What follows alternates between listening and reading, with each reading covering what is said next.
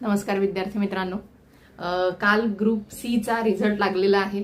50 open general आणि 47.5 open फिमेलचा cut off लागलेला आहे.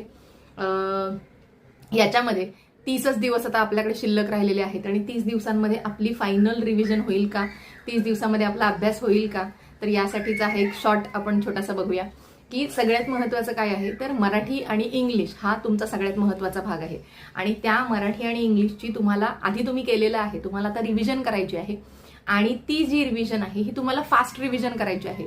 जर आता तुम्ही असा विचार कराल की मी पूर्ण मोठे मोठे लेक्चर्स बघून काढतो मराठीचे इंग्लिशचे, तर ते सगळं कंप्लीट होणार नाही.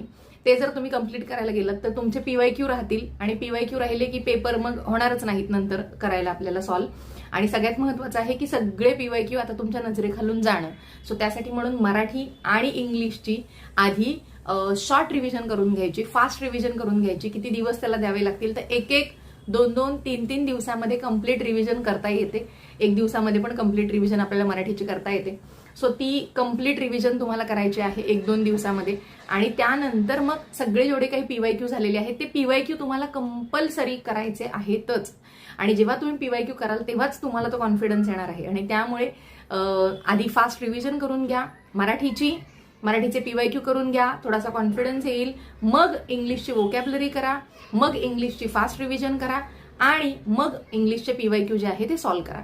आणि हे सगळं तुमचं एक 3-4 दिवसांमध्ये तुम्हाला रिपीट करायचं आहे. हे सगळं म्हणजे 2-2 वेळा तरी या सगळ्या गोष्टी तुमच्या रिपीट झाल्या पाहिजेत. आणि त्यामुळे मराठीची फास्ट रिव्हिजन करून घ्या, मराठीचे पीवायक्यू सॉल्व्ह करून घ्या, मराठीचे वोकॅब्युलरीची जे पीवायक्यू आहेत ते सगळे एकदा वाचून घ्या, म्हणजे तुमचा कॉन्फिडन्स चांगला येईल तुम्हाला.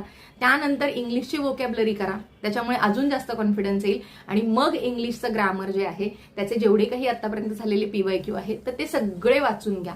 आणि सगळे वाचून घेणं कंपल्सरी आहे, कारण आपल्याला पेपरमध्ये काहीही अनोळखी वाटायला नको. आणि त्यामुळे आणि तुम्हाला माहिती आहे की बरेचसे प्रश्न असतात, हे बरेचसे प्रश्न रिपीट होतात परीक्षेमध्ये.